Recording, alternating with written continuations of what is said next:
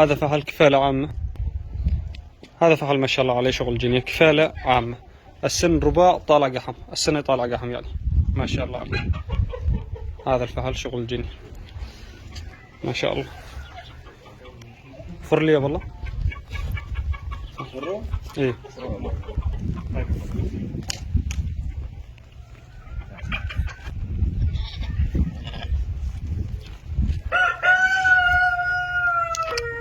هذا سنه سن طيب ما شاء الله. السنة قحم وكفالة عامة، هداوة يعني مثل هداوتين عجل ما شاء الله.